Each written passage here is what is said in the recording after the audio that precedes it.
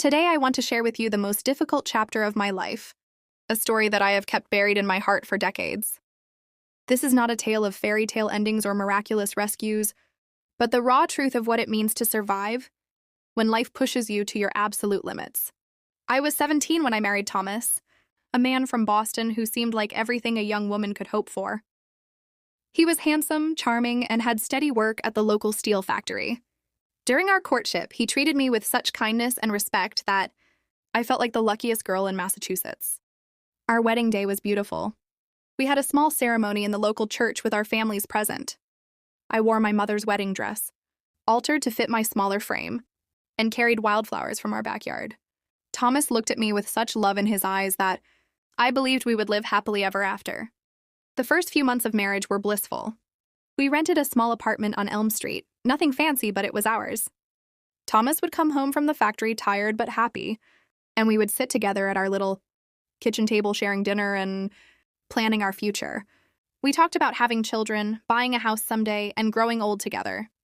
When I became pregnant with our first child, Thomas was overjoyed.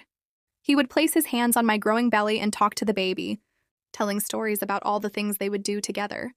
He painted the spare room yellow since we didn't know if we were having a boy or girl, and he built a beautiful crib with his own hands.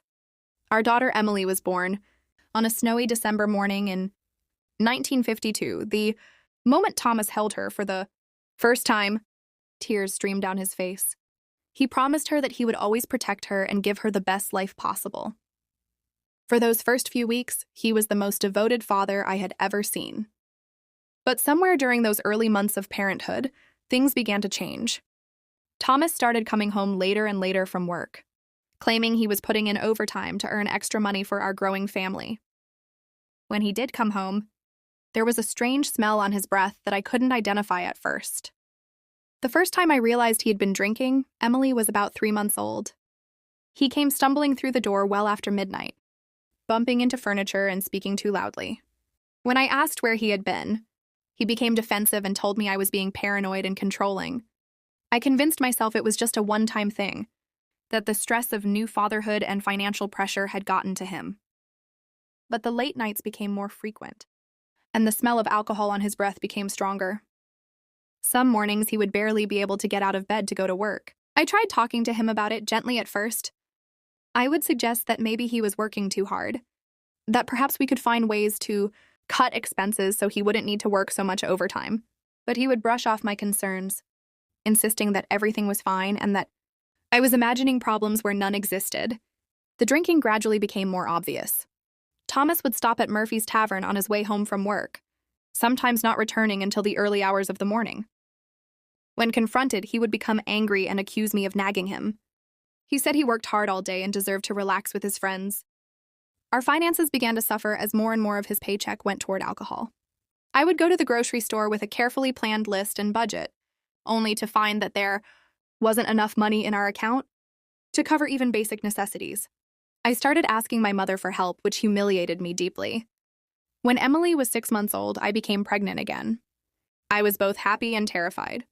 Happy because I had always wanted a large family, but terrified because I wasn't sure how we would manage financially with Thomas, drinking away so much of his earnings. Thomas seemed pleased about the second pregnancy initially, but his drinking didn't slow down. If anything, it seemed to increase. He claimed the pressure of providing for a growing family was overwhelming him, and alcohol was the only thing that helped him cope with the stress. During my second pregnancy, there were nights when Thomas didn't come home at all. He would disappear after work on Friday and not return until Sunday evening, reeking of alcohol and cigarettes. When I asked where he had been, he would mumble something about staying with friends or sleeping it off somewhere safe. Our son Michael was born in the spring of 1954. Unlike with Emily's birth, Thomas wasn't present when Michael arrived. He was passed out drunk at Murphy's Tavern while I labored alone at the hospital. My mother had to be the one to drive me there and stay with me through the birth. The first few years of Michael's life were a blur of sleepless nights, not just because of caring for 2 small children, but because I was constantly worrying about Thomas. Some nights he would come home violent and angry, yelling at me for the smallest things. Other nights he would be maudlin and weepy, apologizing profusely and promising to change. I began to notice that Thomas's drinking was affecting his work performance.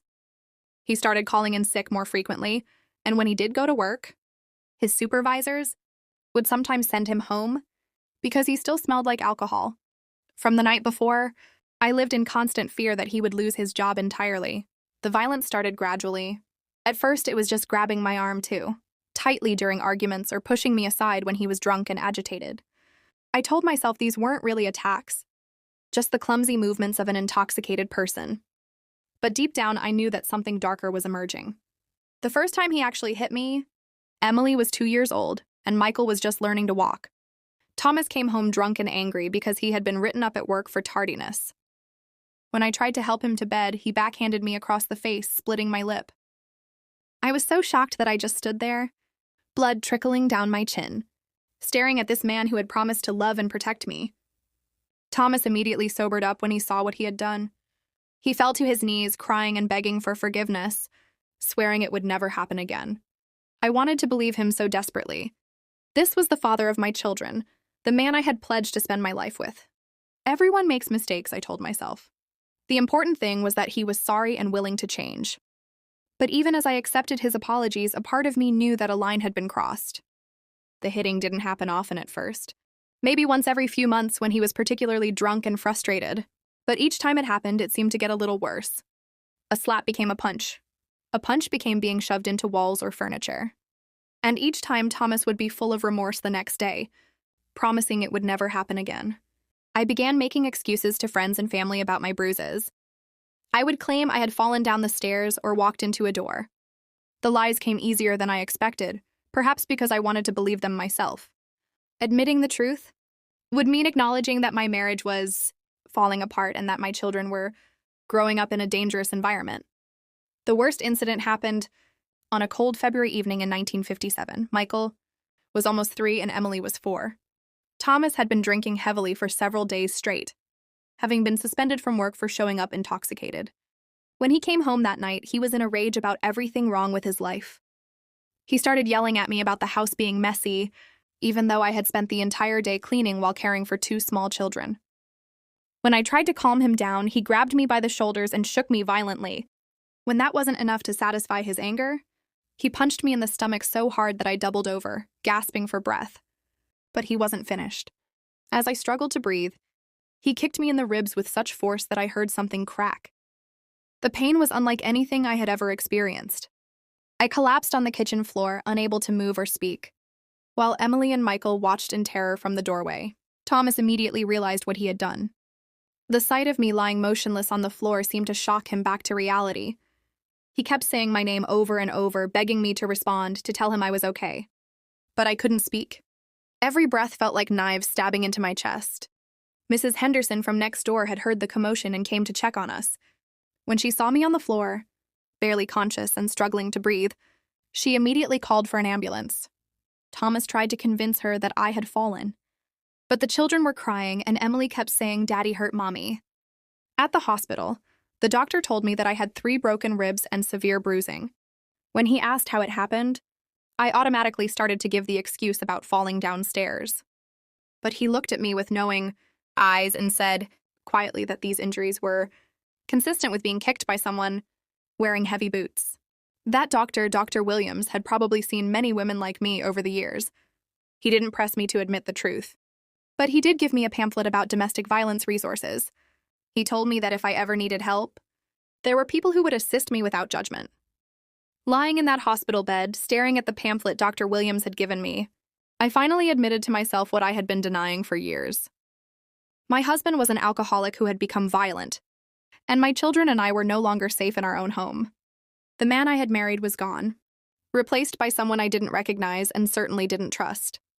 But acknowledging the problem and knowing what to do about it were 2 very different things. I had no job, no savings, and 2 small children depending on me.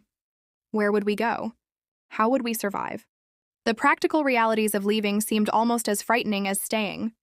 When I was released from the hospital, Thomas was waiting for me with flowers and tears in his eyes. He had apparently been sober for the 3 days I had been hospitalized, and he looked more like his old self than he had in years. He promised me that this was his wake-up call, that he was going to quit drinking and get help. Part of me wanted to believe him again, because believing meant I wouldn't have to face the terrifying prospect of starting over with nothing. But as we drove home in silence, I knew in my heart that things had gone too far. This wasn't going to be just another cycle of violence followed by apologies and promises. I started making secret preparations to leave. While Thomas was at work, I would hide small amounts of money in a coffee can buried in our backyard. I researched women's shelters and looked into what resources were available for mothers trying to escape abusive situations. I even started teaching Emily and Michael what to do if Daddy got angry again. The final straw came 6 weeks after the hospital incident. Thomas had managed to stay mostly sober during his probation period at work, but the moment he was reinstated to full duties, he went straight back to his old patterns. The night it all ended, he came home drunker than I had ever seen him. He was angry about something that had happened at work, screaming about supervisors and unfair treatment and how everyone was against him. When Michael started crying because of all the shouting, Thomas turned his rage toward our 3-year-old son. I saw him raise his hand to strike Michael, and something inside me snapped. I threw myself between them, taking the blow meant for my child. But this time, instead of apologizing, Thomas seemed to get even angrier. He grabbed me by the hair and started dragging me toward the bedroom, muttering about teaching me a lesson about interfering. I fought back with everything I had, kicking and clawing and screaming. Emily was crying and begging Daddy to stop hurting Mommy. Michael was hiding under the kitchen table, sobbing in terror. In that moment, seeing my children so frightened and traumatized, I knew I couldn't stay another day. Thomas eventually passed out on the living room floor, and I spent the rest of the night packing essentials for myself and the children. I took only what we absolutely needed, leaving behind photographs, wedding gifts, and anything else that might slow us down. At dawn, while Thomas was still unconscious, we walked out the door and never looked back. Thomas eventually passed out on the living room floor, and I spent the rest of the night packing essentials for myself and the children. I took only what we absolutely needed, leaving behind photographs, wedding gifts, and anything else that might slow us down. At dawn, while Thomas was still unconscious, we walked out the door and never looked back. We went to my mother's house in Springfield, about 50 miles away. I showed up on her doorstep with 2 crying children and a face full of bruises, carrying nothing but a single suitcase and the small amount of money I had managed to save. My mother took one, looked at us, and immediately brought us inside, without asking any questions. But staying with my mother wasn't the safe haven I had hoped for. My brother Robert and his wife Catherine also lived there, and Catherine made it clear from the first day that she disapproved of my decision to leave Thomas. She believed that a wife's duty was to stand by her husband no matter what, and she saw my situation as a failure of character rather than a matter of survival. Catherine would make snide comments about women who couldn't keep their families together. She would talk about how difficult times required patience and sacrifice, implying that I was selfish for putting my own safety above my marriage vows. These comments hurt deeply, because part of me already felt guilty for breaking up our family. My mother tried to be supportive, but she was also influenced by the attitudes of that era. She had grown up believing that marriage was forever, regardless of circumstances. She would gently suggest that perhaps Thomas just needed medical help for his drinking, and that maybe I should consider giving him another chance if he agreed to treatment. The pressure from family members to reconcile with Thomas was constant and exhausting. They meant well, but they didn't understand the fear that lived in my chest every day. The way my hands would shake when I heard heavy footsteps, or how I would instinctively flinch when men raised their voices. They saw only a broken marriage that needed fixing, not a woman and children who had barely escaped with their lives. After 2 weeks at my mother's house, Thomas found us. He showed up sober and clean-shaven, carrying flowers and toys for the children. He spoke to my mother privately, explaining that he had been under tremendous stress and had made terrible mistakes, but that he was committed to getting help and rebuilding our family. Thomas could be incredibly charming when he wanted to be, and my mother was swayed by his apparent sincerity. She came to me later that day and said she thought he seemed genuinely remorseful and ready to change. She suggested that perhaps I should consider couples counseling or giving him one more chance for the sake of the children. The children's reaction to seeing their father was complicated and heartbreaking. They were happy to see him and excited about the toys he had brought, but I could also see the fear in their eyes. Emily kept asking if Daddy was going to be nice now, and Michael stayed close to my side, afraid to get too close to Thomas. I agreed to meet with Thomas privately to hear what he had to say. We sat in a small diner in downtown Springfield while my mother watched the children. Thomas cried real tears as he apologized for everything he had put us through. He swore that he had learned his lesson and would never touch alcohol again. He had even made an appointment with a doctor to discuss treatment for his drinking problem. He showed me a business card for a counselor who specialized in alcohol addiction. He had thought through practical solutions like attending meetings and finding accountability partners. It all sounded so reasonable and hopeful. But as I listened to Thomas make his promises, I couldn't stop thinking about all the other times he had promised to change. I remembered the flowers he had brought to the hospital, the tears he had cried after hitting me, the countless mornings when he had sworn the previous night's violence would never happen again. I told Thomas that I needed time to think about his proposal. I wasn't ready to make any decisions about our future, and I certainly wasn't ready to move back home immediately. He said he understood, and that he would wait as long as necessary for me to feel comfortable trusting him again. Over the following weeks, Thomas continued his campaign to win back our family. He sent letters expressing his love and commitment to change. He attended counseling sessions and brought me certificates of completion from various programs. He even got a job at a different factory, claiming he needed a fresh start away from his drinking buddies. The pressure from well-meaning friends and family members continued to mount. People would tell me how lucky I was to have a husband who was willing to work so hard to save our marriage. They would point out that Thomas was taking concrete steps toward recovery, unlike many men who just made empty promises. But I had learned to listen to my instincts, and something deep inside me remained unconvinced.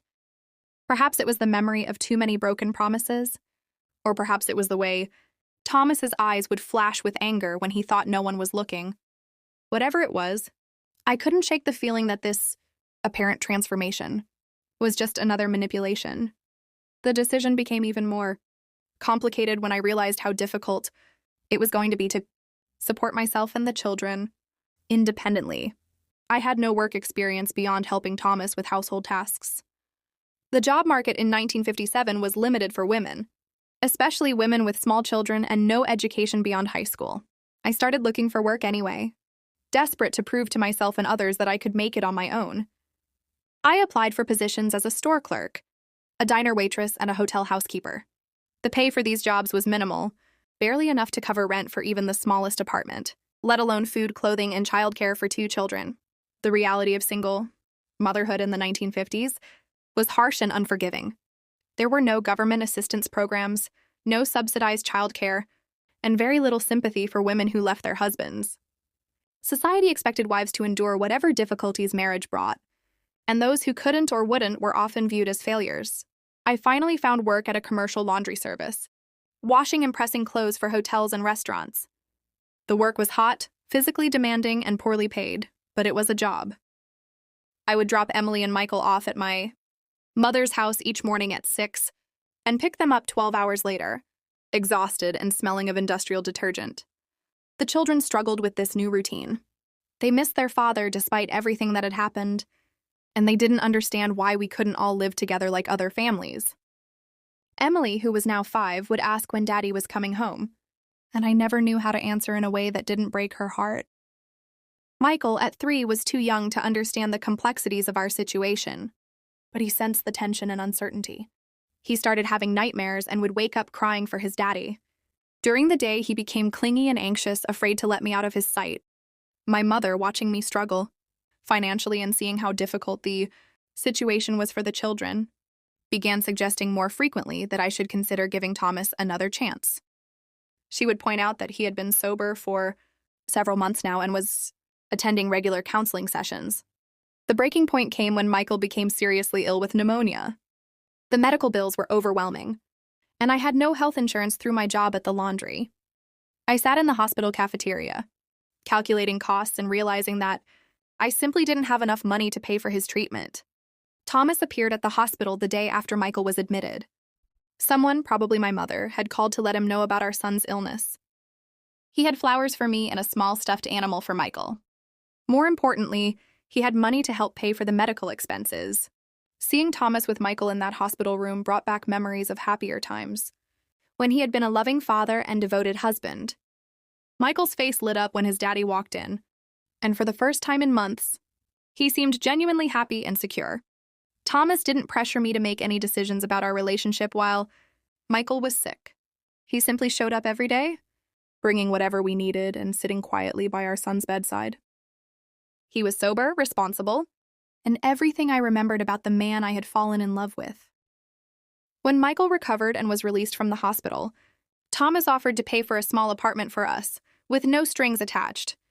He said he understood that I needed space and time, but he wanted to make sure his children had a safe, comfortable place to live while I figured out what came next. I was torn between gratitude and suspicion. This generosity seemed genuine, but I had learned to be wary of Thomas's gestures of kindness. Still, the practical reality was that I couldn't afford decent housing on my laundry worker's salary, and my children deserved better than the cramped, uncertain situation at my mother's house. I agreed to let Thomas help with the apartment, but I made it clear that this didn't mean we were getting back together. I needed to see consistent, long-term change before I could even consider rebuilding our relationship. He said he understood and would respect whatever boundaries I needed to set. The apartment Thomas found for us was small but clean, in a neighborhood with good schools and safe streets for the children to play. For the first time since leaving our marriage, Emily and Michael had their own bedrooms and a sense of stability. I could see the relief in their faces as they explored their new home. Thomas continued his pattern of showing up consistently and soberly. He would visit the children twice a week, always arriving on time and always sober. He would take them to the park, help with homework, and participate in bedtime routines. He never pressured me for more time or contact than I was comfortable with. Months passed, and Thomas's behavior remained steady and responsible. He attended his counseling sessions religiously, maintained his sobriety, and proved himself to be a reliable source of both financial and emotional support for the children. Friends and family began suggesting that perhaps he really had changed this time. I wanted to believe it was true. The children were happier when their father was part of their lives, and I was exhausted from trying to manage everything alone. The constant financial stress was wearing me down, and having Thomas's support made everything so much easier. But I had learned to trust my instincts, and something still didn't feel right. Maybe it was the way Thomas's jaw would tighten when I mentioned dating other men, or the way he would make subtle comments about other families staying together through difficult times. The charm was there, but underneath, I sensed the same controlling tendencies that had existed before the violence. The test came 18 months after I had left, when Thomas asked if we could spend Christmas together as a family. He had been sober for over a year, was regularly attending counseling, and had consistently been a responsible father and provider. By all external measures, he had earned the right to ask for this chance. I agreed to let him come to our apartment on Christmas morning to watch the children open presents. It seemed like a reasonable compromise that would make the children happy without requiring me to commit to anything more significant. That Christmas morning started beautifully. Thomas arrived with thoughtful gifts for everyone, including something special for me. He was patient with the children's excitement, helped clean up the wrapping paper, and even cooked breakfast while I got the children dressed for church. But as the day wore on, I began to notice subtle signs that the old Thomas was still there beneath the surface. When Emily spilled juice on her new dress, I saw a flash of anger in his eyes before he caught himself and responded calmly. When Michael became cranky and difficult, Thomas's voice carried an edge that reminded me of old fears. The breaking point came that evening when I told Thomas it was time for him to go home. He had assumed he would be staying for dinner and putting the children to bed, and my announcement that he needed to leave clearly frustrated him. He didn't become violent, but I could see the effort it took for him to control his anger. In that moment, I realized that Thomas hadn't actually changed fundamentally. He had learned to control his behavior and manage his addiction, but the underlying anger and need for control were still there. He was still the same, man who believed he had the right to dictate the terms of our relationship. I made the difficult decision to maintain our separation permanently. I told Thomas that while I appreciated his efforts to change and was grateful for his support with the children, I couldn't trust him enough to rebuild our marriage. The risk was simply too great. This decision was met with disappointment and criticism from many people in our lives. They saw a man who had worked hard to overcome his problems and a woman who was too stubborn or damaged to give him credit for his efforts. Some people stopped speaking to me altogether, believing I was being unfairly punitive. But I had learned that my first responsibility was to protect my children and myself. I had seen what Thomas was capable of when his control slipped, and I couldn't gamble with our safety based on promises and good behavior that might not last. We continued with our arrangement where Thomas could visit the children regularly and contribute financially to their upbringing. Over time, this became our new normal, and the children adapted to having divorced parents who maintained a civil but distant relationship. Years later, I learned that my instincts had been correct. Thomas remarried a few years after our divorce was finalized, and his new wife eventually left him for the same reasons I had. The pattern of drinking and violence had resumed once he felt secure in his new relationship. Today, as I share this story, I want other women to understand that leaving an abusive situation doesn't make you a failure as a wife or mother. Sometimes the most courageous thing you can do is walk away from something that is destroying you and your children, even when everyone else thinks you should stay and try harder. Trust your instincts. If something feels wrong, it probably is. No amount of flowers, apologies, or promises can undo the damage of violence and abuse. Real change requires more than just stopping bad behavior. It requires addressing the underlying attitudes and beliefs that created the behavior in the first place. My children grew up to be strong, successful adults who understood the difference between love and control, between commitment and submission. They never blamed me for leaving their father, and as adults, they thanked me for having the courage to show them that abuse should never be tolerated or accepted. This story isn't easy to tell, but I share it because I know there are other women facing similar situations. You are not alone, you are not crazy, and you are not responsible for fixing someone else's problems. Your safety and the safety of your children must come first, no matter what anyone else thinks or says. Sometimes the bravest thing you can do is walk away and start over. It won't be easy, but it will be worth it. You and your children deserve a life free from fear, and that life is possible if you have the courage to reach for it.